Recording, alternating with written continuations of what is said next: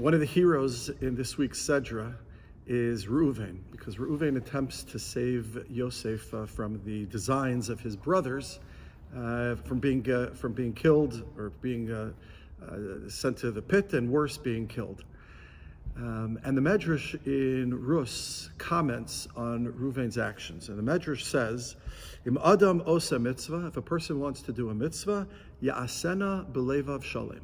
A person should do it with a full and complete heart, with great verve, with excitement, with a passion. You shouldn't just do a mitzvah half-heartedly. And the example, or one of three examples that the Medrash gives us, is Reuven. What does the Medrash say?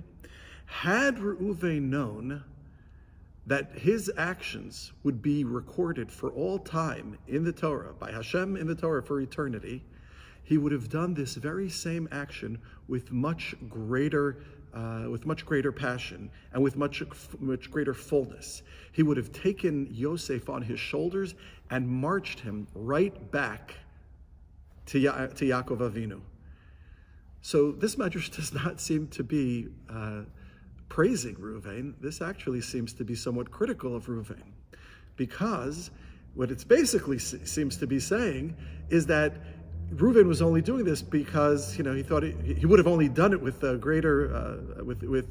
greater sense of purpose, and he would have done it in a more fulsome way had he known that he was going to get credit for it. He didn't know that he was going to get such credit, so he did it in a half-baked way.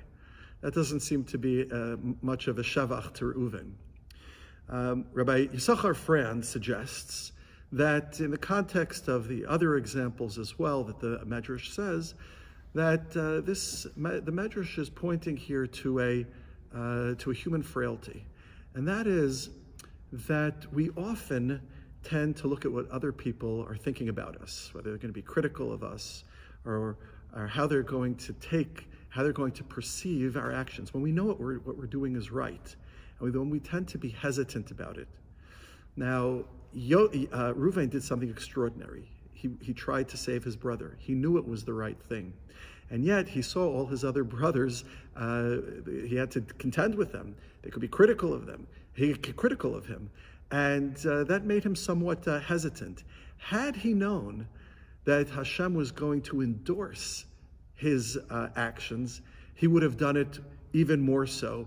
But what he did was extraordinary in and of itself. And the message here is clear, that we have to do what we know is right.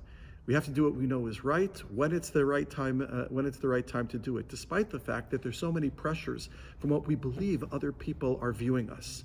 Somebody once said to me when I was young, a statement, an idea. A person says, "When I'm young, I thought I cared what people thought about me. Then I got middle age, and I decided I don't care what people think about me. And then, as an older person, as a senior citizen, I realized nobody had been looking." All the time. And that's how we have to go about life.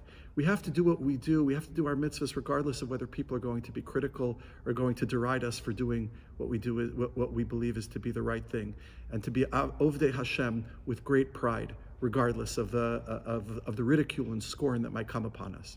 Rabbi Menachem Mendel Kasher offers a second view. Rabbi Menachem Mendel Kasher says that in fact, what the Medrash is telling us here is that Reuven acted extraordinarily. Had he realized that what he was doing was so amazing and so fantastic and so heroic that it would be written down for the ages, he would have done it with much greater gusto. He would have marched Yosef right back home to Yaakov on his shoulders. But he thought what he was doing was just, par for the course. He didn't see it as being such a big deal. He's a hero, but he didn't look at himself as a hero. And that's the extraordinary legacy of Reuven, to realize that really nothing that we do is small. A kind gesture to another person, a smile, a hello, just acting menschlich in a store with a person ahead of you in front of the line. There is nothing which is small. Everything has the capacity to be transformative to another human being that you're dealing with. And therefore, if we only realized how powerful we are, how extraordinary our actions are and the impact that we are having on our children, on our family, on our community, on our friends, and that it has ripple effects. Who knows how far down the line.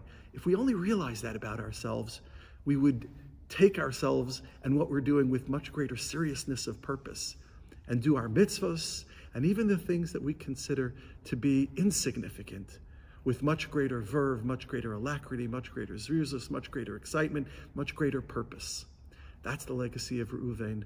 We should be zocheh to carry it on with appropriateness, and we should do it well. Good Shabbos to all.